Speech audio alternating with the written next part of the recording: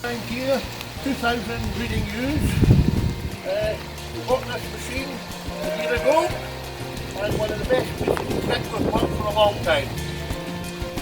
Really, it's all wheels, and it's robust, and doesn't need a lot of maintenance.